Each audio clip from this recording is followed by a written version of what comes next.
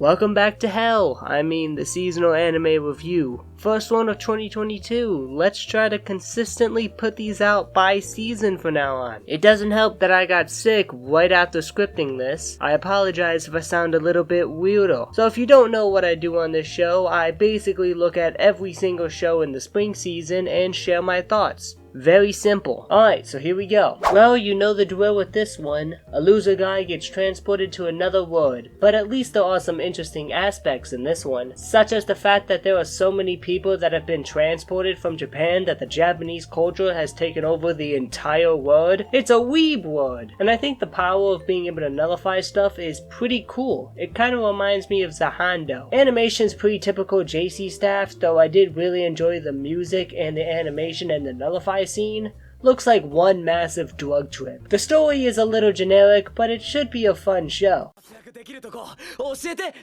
Wait a minute, what the hell is going on? Whoa, wait a second, this isn't in the script!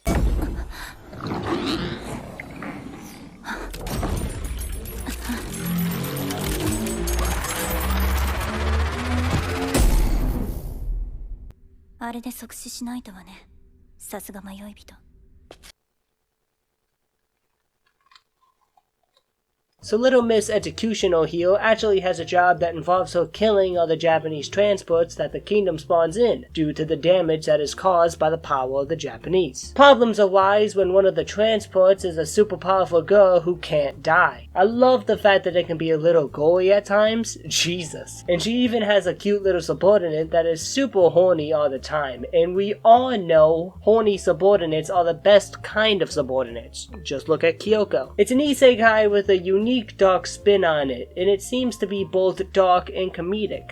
I'm pretty excited to see where this one goes. Now you see, this is why you watch seasonal anime. You get to see these kind of bangers. I really like the character dynamic of a really tall guy who's trying to get over his scary appearance and a socially awkward lolly. And the first scene where he was trying to talk to her was really funny. I've enjoyed what Felix Films has done so far, as all their shows are very, very cute, but this is like above and beyond. I'm absolutely loving this already. It's got good art, some pretty funny scenes, while also having a romantic element to it. And it's also got a really fun tri-sale opening to boot. Definitely one of my favorites of this season.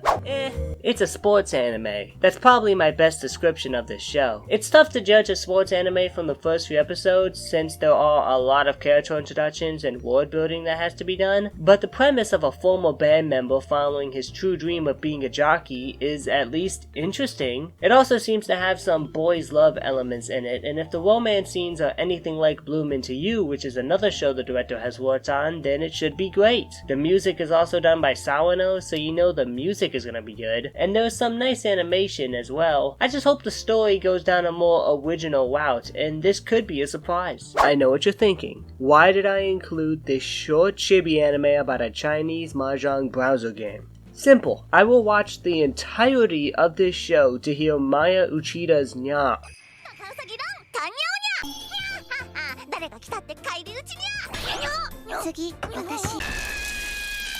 The funny part is, you think I'm joking. I mean, it's cute, it's got a lot of very talented voices on it, and I actually did find the Neko girl shooting out a laser beam from her forehead to be quite funny. I'm always down to watch a cute short anime, so I'll probably watch all of this, even if I know nothing about Mahjong. Another sports anime here. This one is all about badminton. The main character has to choose whether to join a regular badminton team but stick with his friends who got him into badminton in the first place, or he can join the top tier high school and play on the same team as his idol. But he'd have to leave his friends behind and disobey his father's unsupportive but understandable orders of not following sports recommendations, because if you get hurt then you are screwed. Which is quite the conflict to get thrown into when barely anything has been built. Ultimately, he chooses a route that pleases his friends, his father, and most importantly, himself, as he follows his dream and joins the top tier school, only to find out his idol is a dick. Never meet your heroes, kids. I just feel this whole thing happened way too soon, and it almost feels like they rushed the whole thing just to get to the part where he joins the high school. I understand deadlines and all, but I would have been a lot more emotionally invested if there was more time. Affording 40-minute episode here would have done wonders, as you can show more of him really thinking about the conflict and how much his father's and sister's words hit him. Not to mention the unwillingness his friends subtly showed about him not being able to play with him anymore. This would have added a bit more character and made the decision feel a lot more important. But besides that, the OP is a banger and the animation and art seem fine. It's going to come down to whether I like this or Fanfare of Adolescence more, as I feel this has a way better story and characters, while Fanfare has better production. Remember what I said the last time? Love Live is long, alright? Every time I try to get caught up on it, another Love Live comes out. Apply the same thing to this section. I feel like I'd be a massive fan of Love Live. It's just like, damn, I really have to get onto it like immediately. They drop these almost yearly, it feels like. So the two lovebirds that are trying to find a factual definition of love are back, huh? The show is extremely cute, from the romantic moments between the two awkward main characters to the girl's ponytail whipping around like a puppy's tail whenever she gets excited, and it's pretty funny to boot. I loved the way they treated oxytocin as some sort of power level. Even the background looks like something straight out of Dragon Ball, and hey, you might even learn something. Of course, one of the most important aspects about this show is that you get capital THICC, thick science girls, and a pretty adorable lolly as well. How you even get another THIC, we aren't doing that bit again, but thick with about 10 C's science girl, who has saliva scenes that look straight out of a hentai or something. They are, at the very least, distracting. Of course, if you like your little husbandos in your anime, this show has you covered as well. I really hope the new season of Kaguya-sama doesn't overshadow this anime, since they are similar in nature. One just has a little bit more science in it. I do think this is a really entertaining show if you like romance comedies, and it's different enough from Kaguya-sama to avoid being called a straight up ripoff. I'm just happy I get to see my boy Kosuke again. You lust after those 2D girls, my fellow brother-in-arms. I did have a positive opinion on Shadowverse when I first saw it. That's before I learned it had 48 goddamn episodes. I just didn't want to commit to a card game anime, which I'm already not a massive fan of, for that amount of time. It does have a pretty cute style, and the intros to the battle scenes were epic. If you like card games, you might like this. I've heard pretty good things about the game though. It's Weeb Hearthstone. Every time I watch this show, I always think to myself, why did I watch this? I'm not from Japan.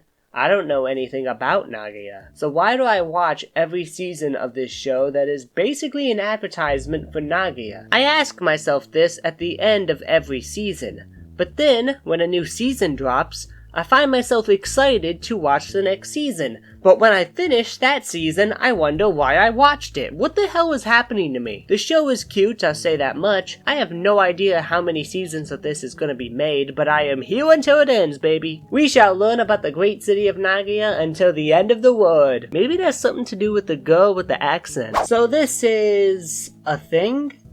I guess? I did really enjoy the first Blaaack shooter, even though a lot of people apparently found it confusing. I didn't think it was all that tough to understand. It had really great CGI animation, a very catchy opening, and a mindfuck of a story that had to be one of the most intense middle school dramas I've ever seen. So now we have this, which isn't connected to the first story at all, and somehow is even more confusing. We're in the future, and these robots are trying to hunt down humans due to a failed project, and now they're trying to build an elevator to connect the moon and Earth, and somehow that elevator is supposed to kill a lot of people or something, and all the while Blaaack has amnesia and is now trying to protect these two kids. The CGI animation did get worse, but it's still not unwatchable or anything. Blaaack Shooter's design changed, which kinda sucks because I thought she was supposed to look like Miku. Speaking of Miku, they didn't even have her song in here. You know, the thing that made Blaaack as popular as it was? If it wasn't for that song, she'd probably still be an original character made by Hyuga and nothing more. That's not even getting to the now. What the fuck is that?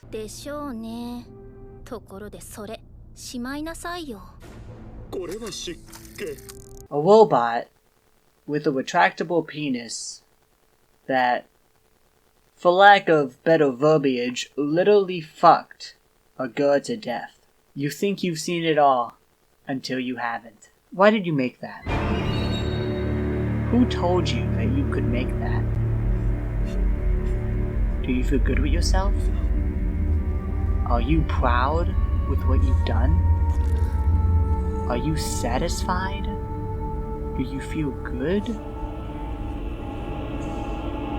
disgust me. What has been seen cannot be unseen. I guess I'm just wondering why? Why does this exist? Maybe I'm letting my enjoyment of the first anime overshadow this one, but this just doesn't feel like Black Rock Shooter to me. It's got a good soundtrack and regressed, but still very watchable CGI animation. It doesn't seem like a bad action show, but yeah, I can't see myself enjoying this more than the original. For all its flaws, the themes still really got to me, and I just can't see the same happening here. The first season didn't really interest me much, and honestly, there were a lot of shows I plan on watching this season. Maybe I'm just not a huge fan of card games. My relationship with Studio NG has been pretty strange. I liked Uzaki, was indifferent towards the wrestling isekai, and well, we don't talk about the other two. I don't know who gets shamed if you get fooled 5 times, but I'm willing to take that risk. I really like the story of the protagonist being blackmailed into playing this really stupid, pay-to-win, nonsensical Otome game by his little sister, only to get reincarnated into said Otome game world, and immediately despising it because he gets unfairly treated. He also has a robot sidekick that is really just a pay-to-win award at him. There's something quite amusing about this premise, and he seems to be a fun protagonist too. There is one noticeable issue with this show though. You've probably already noticed it actually. For some odd reason, the art looks really bad. The characters have these bug eyes, and from what I can tell, the original source material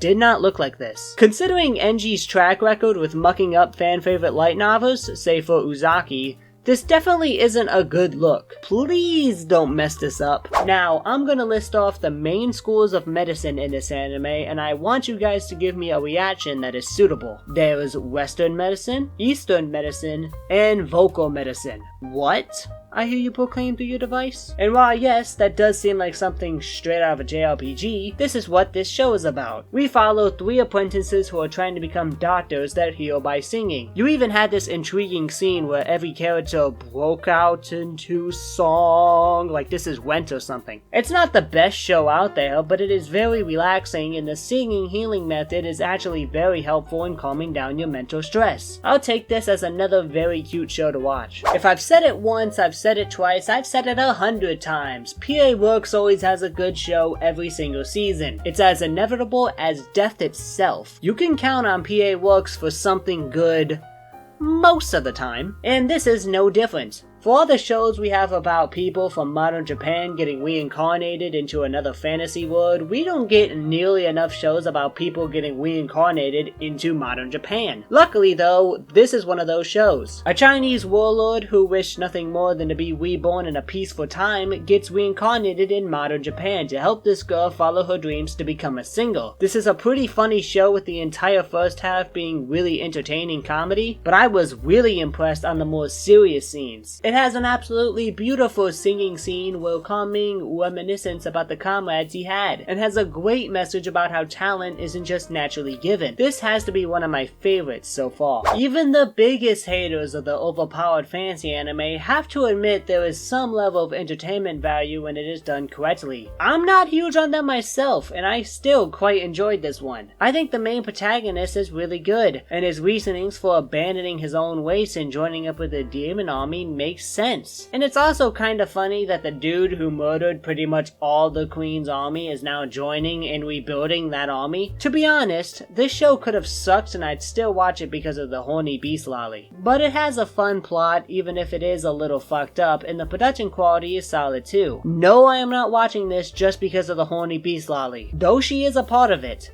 She's funny, and that's all I'm gonna say on this topic. Girls playing golf. That's the best way to describe this show. Why would you watch real life golf that's going on right now when you could watch this, I guess? I like the main girl's vibe. She's playing to get that money, and the superpower element to it was really funny. I need more of those rainbow gun bullets that can destroy trees, please. You may be wondering what the plot of this show is. May I refer back to my first point? It's girls playing golf. For real though, this show is just really stupid but a lot of fun, and I am actually just here for the girls. What you gotta understand is that anime reviewers, especially the degenerate ones like myself, don't really care about plot progression or character growth or anything like that. We just need girls doing something, and we'll spend our precious time watching that. This is just some cute stuff here, guys. The story is pretty simple. It's an adult who just failed at being in a band and now has to come back home, being tasked with taking care of the successor to his father's sweet shop after her father abandoned her there. I like that dynamic of the really goofy adult and the very serious child, and the parents, especially his father, who's very demanding of him, add to that. I also like how the girl is desperately trying to prove to people that she can be helpful on her own, that she can handle responsibility, again due to her father saying that she couldn't, and that's why she has a very bad impression of the main guy. To her, he ran away from his responsibility. These two can learn from each other and develop their own characters. I also really like the background art. I think it's a nice style that fits the vibe of the show. It is super obvious that the girl's father is one of the main guy's former bandmates, specifically the senpai he mentioned. I mean, it is really obvious. But besides that, it's just a really cute and relaxing show. Tonight on Anime Girls Doing a Random Activity,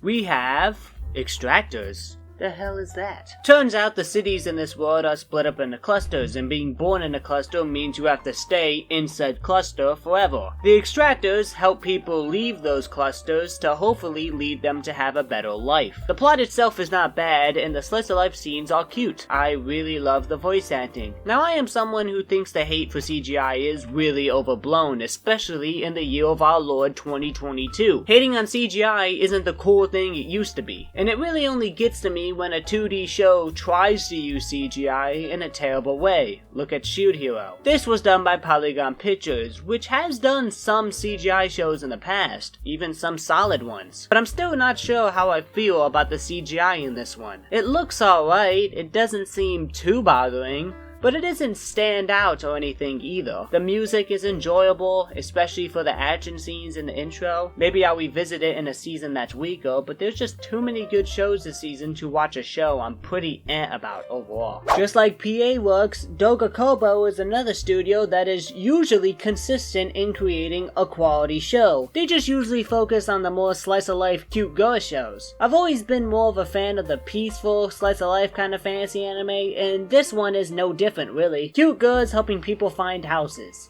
It really is that simple. I like the characters, especially Fa. Yeah, boy. Like, it is super easy to win me over. The art is nice and colorful, and it should be a fun watch for 12 episodes. You can never have too many cute shows in one season. So, another one of these powerful/wealthy person gets reincarnated into a regular person isekais. Considering the fact the studio and the director have worked on 2 other shows with that exact same premise, I can't say I'm surprised. I guess if it works, then don't stop doing it. I would say the protagonist struggling to meet friends due to him not knowing how to socialize normally, while also being flabbergasted at how a being as great as him can get social anxiety, was kinda cute and extremely funny. I also really loved how the one friend he finally made, he ended up being super clingy to her and ended up creeping her out a lot. Even if it did work out in the end, those montages of them trying to talk were really entertaining. By the way, I just have to bring this up, man. Ever since Goblin Slayer, I have not been able to see goblins the same way. I thought something really messed up was gonna happen, man. It's Goblin Slayer. It ruined me. My one issue with this show, and matter of fact a lot of shows do this, but for some odd reason they never let you see the growth of the main character and always do a time skip so they can do this generic Magic Academy plotline. I just wish we got to see the main guy grow more as a character and more of how his relationship develops with this girl. I know it's completely obvious where it's going, but it'd still be nice to see. I'm not sure how I'll feel about this later on, hence why it's getting the 3-episode treatment. I'm not sure the main guy has the alpha energy of an Anos or the douchebaggery of a Kinji. I guess we'll see. But even if you don't enjoy shows like this, I would recommend watching the premiere because it's honestly one of my favorites of this season. It's really entertaining and just a lot of fun to watch. Shoot Hero is back after 3 years. Man, it feels a lot longer than that. I do understand why this season has been disappointing to some. After all, it does feel like we jumped right into the tortoise arc at the just giving a whole bunch of other stuff. I guess not every light novel adaptation can be as good as Re:Zero and spend an entire season on one arc, but it still should be good, at least. Right? We have a new member of the slave team and the shy but well-meaning Rishia. The other heroes are still just as unlikable as ever. Like, okay, so you got the main trio of heroes, which are as annoying and punchable as the elemental monkeys, and then those annoying characters surround themselves with even more annoying characters that are only there to be absolute cunts to the main cast. This is definitely a method to developing the main cast of characters, but my god does it make this show super aggravating to watch sometimes. But besides that, it's a good isekai, right? Like, it's not top level isekai. Like, I wouldn't say Shield Hero's on the level of Re:Zero and Mushoku Tensei, but it's still good. Let's wait and see how this develops before we start sending out hot takes that the show is already ruined. This is my kind of show right here. A psychological game that puts into question just who you can trust in your friend group. To put this show very simply, a group of 5 friends get kidnapped and are forced to go through different games to clear a $20 million debt. The main purpose of the game is to not doubt your friends,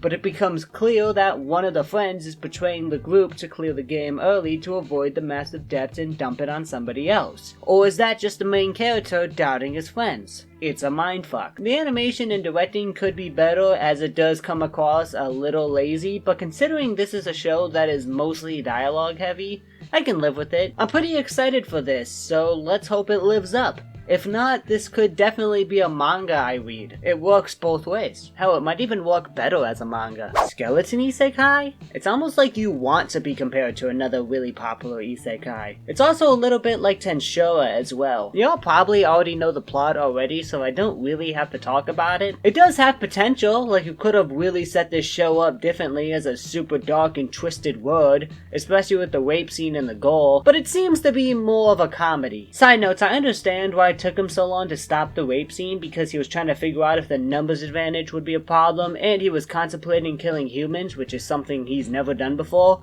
But it looks really bad when this man is just standing there letting these girls get defiled when he could have just stopped it from the very beginning. Dude, you're a 7-foot skeleton, dripped out in strong armor with a whole bunch of healing and attacking magical abilities. If you don't get your ass in there, the CGI is really solid and the OP is really freaking epic. Openings with sound effects in them are top notch. I guess I'm anxious to continue this series because OP main protagonist isekais aren't my thing unless they're done almost perfectly. Also, I really love how the guy has to pretend to be serious in public, but he just absolutely sucks at it. Kinda reminds me of Ainzur Gone. I feel like there's gonna be no one else who's as positive about this show as I am, but here we go. This show is a banger. I mean, I really love the premiere and can only see it going up from here. So the story is about this country girl who has really large eyebrows for some reason, who moves to Tokyo to become a track star. She ends up getting stuck in between these two brothers who hate each other but are also in an idol group together, and are massive dicks for no reason. Due to a really unfortunate back injury to their main revenue source, Eyebrows has to now get a part-time job to support her really large family, and ends up finding a job as an idol group's assistant. I'm sure you can guess what idol group she is going to be assisting. Despite me not being a huge fan of the idol characters right now, the main girl is a very entertaining and likable protagonist, to the point I feel genuine anger when people are mean for no goddamn reason. The character design looks really good even with the thick eyebrows, as she still fits the bill of the brown-haired, brown-eyed main girl that these shows will not stop creating, and the music seems okay. So this is going to be a really enjoyable show to me. Some may find it more annoying, and you can have that opinion, but just know I'm gonna be glaring at you with a very annoyed expression.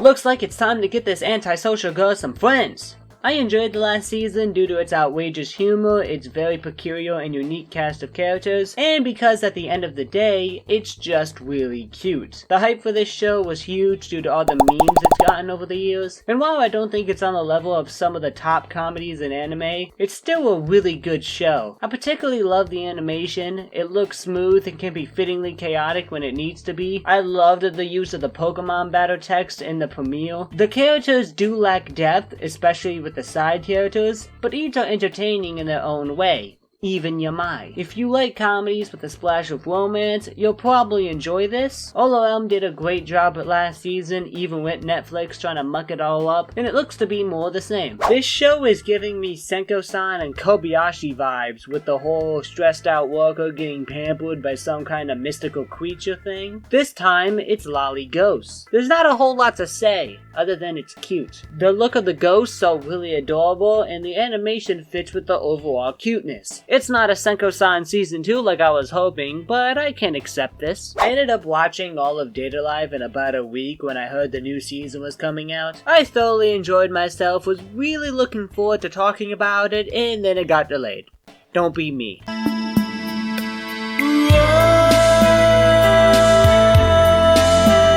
There's something very entertaining about Data-Life. It doesn't have as much fan service as I thought it'd have, but even at its worst, it's still, at the very least, 脱がしがいのありそうな格好してるじゃないか。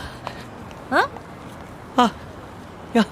really freaking funny, and in a good way. This is definitely the best looking season of Data-Life so far. I really loved what Geek Toys did with Data Bullet, so I'm hoping for similar quality here. The new girl seems very entertaining. It took me a bit to like Natsumi last season, but I really liked the playful, degenerate character here. She fits the show like a glove. At the end of the day, all Data-Life has to do is add in a new waifu and just be consistently entertaining. And with the new look of the show, this could be the best season yet. This is a tale about a demon girl who recently got her powers trying to cure her family of a curse by draining the blood of a magical girl who saved the world, or something like that. What this show really is about is a fun comedy about two girls who are completely different from each other in both personality and in wars and society. You have the more reserved, smart, and really strong magical girl with the dumb, really weak demon girl. It's a really entertaining show with scenes so outrageous it almost feels like Nishicho at times. Maybe the better comparison is Psyche K, since the director also worked on that. I'm not sure, I never seen that show. I laughed at the scene where Shamiko was explaining all of her goals. It just reminds me of just how ludicrous the goals in this show are, and the setup of the quadruplets all living next to each other sounds like a lot of fun. This should just be another good season. Alright, so take Power Rangers and Romeo and Juliet, roll in some anime romance scenes, and you got this show. Basically, Red Ranger falls in love with his mortal enemy, and now they have to hide the relationship. The couple is really cute. I think I just like inexperienced romances. And it had quite a lovely confession scene. The main girl had walls of protection around her to keep her image of being a dark princess, and the red guy was just breaking through them in order to get to the real her. The animation looks really good at times. I also love the contrasting music. Should be a fun show. So apparently this is a spin-off or something of another show called Grimoire of Zero. I did not know this until I started writing the script. Come back to me when I watch the other show and then I'll watch this one. While the other sports anime this season I was a little iffy on, AoAshi is a show I can get behind. It contains a similar conflict that the main character in Love All Play had, where he has to leave his friends and family in order to chase a dream while disobeying his parents' orders. The reason this time though seems a lot less harsh, as the mother is in a rough financial situation and can't afford his trip to Tokyo. I loved the use of the real leagues and players. It adds some sense of reality to the show and makes it feel like this is an actual story of a player. I also liked the main character, as he's an emotional ball hog type player, but he's so damn good due to his freakish athletic ability, stamina, and his knowledge of the game. That's another pretty realistic portrayal of a young athlete, especially one that wants to become a superstar. I can see where he develops into more of a team guy while still being the main scoring option. Animation and art look good too. My one small gripe is that I'm not a huge fan of the voice for the main character. I just find him kind of annoying, but it'll grow on me more as the show progresses. The guy is completely new after all. Say whatever you want about MAPPA, but one thing is for certain, they don't miss. No! Seriously though, this was quite the show. This young boy here loves ballet, but is afraid he won't be accepted by his peers or his father, who does martial arts. After the death of his dad though, he wants to be exactly like him. So he built this image for himself as a manly, cool guy, and in order to keep that image, he had to quit what he really loved doing and instead is pursuing what his dad did. Even though it's shown that his dad, after a little playful living, was really supportive of his son's wish to be a ballet dancer once he saw how dedicated he was to it. This is a very realistic view. The son is worried about how he looks amongst his peers, and his young friends mock him a little bit, which is normal for his age, and his dad, not accustomed to female-oriented sports, made a joke but immediately began supporting him right after he saw how truly he wants to be a ballet dancer. Eventually, he enters ballet again because of a girl, and is now following his actual dream, but is still worried about how he's viewed by his clubmate. The animation looks very crisp, especially the ballet scene at the beginning. Mappa is very good with these, and I really love the use of first person in the opening. Also the colors. Mappa just doesn't miss when it comes to openings. You know what? Your OP was actually pretty good. This has to be the season where the confession happens, right? I mean, they're almost out of high school at this point. The actual romance plot has to begin sooner rather than later. No matter what happens, Kaguya-sama is still one of the most entertaining and funny comedies I've seen in recent memory, anime or otherwise. It somehow balances the mind games with the romance, with the outrageous humor perfectly, and creates an experience that is both unique and memorable. The characters still continue to be fantastic. I'm so glad Ishigami and Hayasaka both had stories to start the season, and hopefully, like they did with Kaguya in the first season and Ishigami the last, they continue to build the cast. It's still one of my favorite anime, and the way it's looking, it will continue to be entering the new season. I'm also really happy they brought back the insane animation in the openings. I felt Daddy Daddy Do was lacking in that department. So this is a show everyone's been talking about, huh? Can't wait to see all the Anya profile pictures, guys. This show is the weird deal though. A spy that has to take care of a family in order to complete his mission? That's pretty sick. What's also pretty sick is that the child is actually a psychic born in a lab somewhere. What's even more sick is that the wife is actually an assassin. And the sickest part about all of this though is that the child is the only one who knows about the spy being a spy and the assassin being an assassin. I think that is a really entertaining thing. We also had two major character developments in the very first episode, with Anya learning to not rely on her mind-reading abilities, and the spy sympathizing with Anya's situation instead of scolding her for staying, which he learned from the parenting book. That attention to detail gives me high hopes for this series. I loved the music, the jazz kinda reminds me of the $1 Billion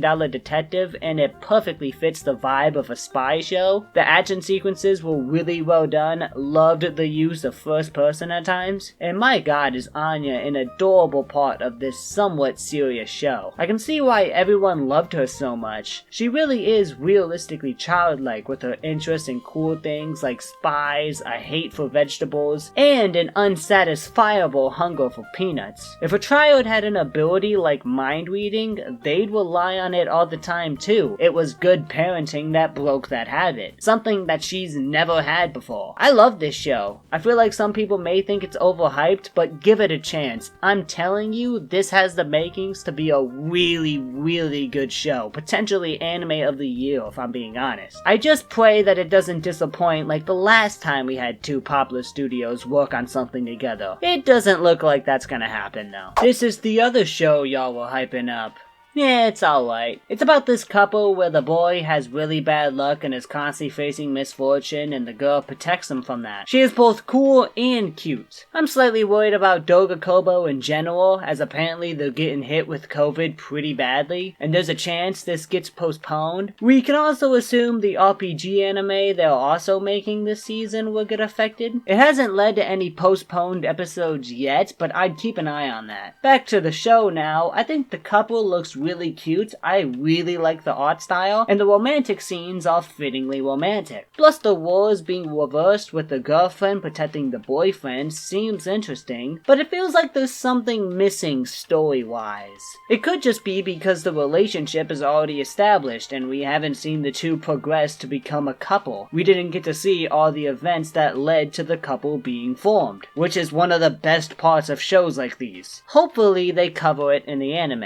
Kingdom is long. That's my reason for not watching this. Hopefully I'll catch up because I quite like war shows. Pretty typical comedic fantasy anime here, with a warrior who's stuck traveling with a healer he hates because she accidentally cursed them to be together. You'll either laugh a lot or get very annoyed. I found it to be entertaining for what it is. The healer was cute, but you can also see where the warrior comes from when he says he hates her. She's pretty self-centered and can easily talk her way out of things that usually get somebody in trouble. The scene with the bear I found to be pretty funny, where the bear was trying to console the two and play peacemaker pretty much, despite just fighting the warrior like 10 seconds ago. And the scene where the healer had to remake his face and thought she did a terrible job due to how ugly it looks, when in reality it was just his normal face, was also pretty humorous. It seems like it'll be a fun watch at the very least. I'm just wondering if the premise gets old. There is no story arc, but if it has some character building, some relationship progression, and of course some comedic scenes, I'll probably stick around.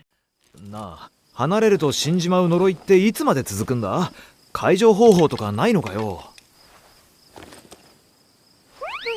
いちいちイラつくんだけど、一挙手一投足がっていら。はあ、これから当分お前と一緒か。Not gonna lie, when I first saw screenshots of this show, I thought it was an episode from Tagaki. I cannot get over how much this main character looks like Tagaki. It's instead a show about little girl ninjas, aka lolly ninjas. Problems arise when the main girl begins to have romantic feelings towards men, a species that is constantly mocked by her fellow lolly ninjas. She thinks about them so much it's affecting her work as a lolly ninja. Yeah, it looks cute, has solid animation, nothing more you can really ask for here. I'm interested to see how the story progresses. Why are the genders split up, and why don't they like each other? I'm not expecting a deep dive into the world or anything, but it'd be neat to know. I actually really liked the two subordinates. One being a small troublemaker, she gives me Kokoro vibes, and there is nothing better, and the more duncy big girl who is somehow able to figure out that the main girl thinks about men a lot. Both being held together by the strong but romantically confused main girl, who also looks like Tagaki. That sounds like a really entertaining trio to follow. I'm in a rough spot. Do I watch the Demon Panties anime that was produced by one of my favorite studios, even though it really isn't all that good and there's an abundance of cute girl shows this season? A part of me feels like I want to, but why? Am I really this far gone? Will I just accept anything that has cute anime girls on it? I guess I am. The story is very simple, of three demon girls tasked with the mission of boosting their race's reputation by doing simple stuff that helps their community. It's not that interesting to talk about, but what is are the voice actresses, as all three of them are new and very, very young. The oldest is Kokona Nonaka, being a whopping 16 years of age. The one in the middle is Yume Nozaki, who's 15, and of course the youngest is Mika Negishi, who's 14. She was born in 2008. How's that make y'all feel? At the moment, they're very green and have to work on a couple of things, mostly with delivery, but their voices are very unique and I enjoyed hearing them. In a couple of years, we may look back at this show as the starting place for the future of the industry. Yes, the Demon Panties show will be looked back as a place where legends were born. Getting in a witch show is already a hell of an accomplishment, even if it isn't anything serious. Speaking of wit, the animation is alright. Oddly enough, they had a weirdly entertaining action scene that somehow screams wit but also doesn't. Besides that, it was fine. It's a pretty slow show, but it's cute and I need more short anime. An abundance of isekai this season, huh? Well, this one I actually do enjoy a lot. I'm surprised this has gotten as many seasons as it has so far. I thought it'd be one of those shows that doesn't get many sequels. Maybe it's more popular than I thought. I'm wondering what this season will focus on, as the first season focused on Main's relationship with her family and Lutz, and the second focused on her relationship with her retainers and the people of the church, while also being about how corrupt it truly is. Main's off to her winter seclusions and will be away from her house for probably the rest of the season. Sadly, it is only 10 episodes, so it is a shorter arc, but still should be entertaining nonetheless. I liked the first few episodes, but something happened and now I am not interested in it anymore. Maybe I just thought it'd be a lot better than what it ended up being. People that enjoy Gundam and mecha shows will probably get more out of this than I did. I haven't seen all the shows that accompany this yet. A chibi version of all the key adaptations does sound like a lot of fun, but before I watch it, I have to watch all the shows. Let's just hope I don't become too depressed by the end of it. So you're just gonna drop this banger at the end of the season, huh? To sum this plot up in a very simple one-on sentence, it's a murder mystery centering around a girl, a family, and an urban legend that proves to be more true than originally assumed, all involving the main protagonist that keeps getting revived at a certain period of time. That's right, it's AoAshi at its finest, even down to the small setting, only instead of a village, it's an island. The suspense leading up to the finale was intense, especially if you didn't read the synopsis like I did. And the animation is quite stunning, with some very well looking art as well. Shout out to the AoAshi/ReZero-esque music too. Such a good way to build suspense. If you're a fan of murder mysteries or even just mysteries, this is a must watch. This show is pretty much two of my favorite anime combined, so you know I'm gonna be on board. Am I potentially being too high on it? Yeah, maybe. But that's how good this premiere was to me. It was perfectly set up and I love this. So I actually wasn't sure if I'd be able to fit this in the video due to its late release date, but fortunately, due to these taking forever to edit, it's here. A Couple of Cucks. More like a couple of cucks. Now actually, a cuckoo is a bird who, at least in Europe, are associated with strength and cuckoldry. So the joke isn't all that off track. In Japan, the bird symbolizes unrequited love. And that fits this show perfectly, as the premise is just a string of unrequited love angles. So let's talk about it. The main guy ended up getting switched at birth and thus was raised in the wrong family. As he's going to meet his real family, he bumps into this girl. Turns out she's entering an arranged marriage and she doesn't like the idea of marriage. So she ends up making the main guy her fake boyfriend to try and get the parents to cancel the marriage. This doesn't work. The good news is that the arranged husband for her is actually the main guy. So now the two are getting married. Alright, so it's definitely different, but it should be a simple romance show where the two grow to like each other, get married, and probably have kids. This should be alright, is what I would say if not for the final 5 minutes. The final 5 minutes sets up multiple other roads and makes this show worthy of sharing the name with the bird of unrequited love. So the main guy, the person being forced into marriage, mind you, is actually in love with this girl and wants to confess to her. To make it even worse, the sister, who remember he got switched at birth so they're not related by blood, is actually in love with the main guy too! Holy shit, what a situation. I don't read synopsises, so this came as a huge shock. This could be a heart-pulling drama where one girl and only one guy can win. I don't want to see no harem endings, that's a cop-out. Or it's going to be very trashy. The setting of university is definitely different than high schools, and it's got 2 studios that know how to make shows like these. I'm a pretty big fan of shows like these. At best, they're really heart-pulling and the drama is actually very intriguing to watch, and at worst, they're just really freaking funny. Since I skipped the winter season, I cannot accurately say if this season is better than it or not. What I can say is that this season has some fantastic anime on it. A couple of shows are very popular, but there are some that are pretty underrated, and I hope this video shined a light on those shows. As I collect another dozen or so anime to add to my ever-growing list of degeneracy, let's head on over to the top 10 list. list. Now there were a lot of good shows this season, so this was really tough to do. Number 10 is The Demon Girl Next Door, number 9 is Komi-San, number 8 is Shield Hero, number 7 is Deaimon, number 6 is Tomodachi Game, number 5 is Aharen-san, number 4 is your boy Kongming, number 3 is Summertime Window, number 2 is Spy X Family, and number 1 is Kago-sama. This is probably the hardest top 10 list I've ever had to do, as there were about 5 shows that I was considering for that number 10 spot, so don't take the top 10 list all that seriously. This changes as the season progresses. I hope this video wasn't too long. I'll catch y'all on the flip side, wherever the flip side is.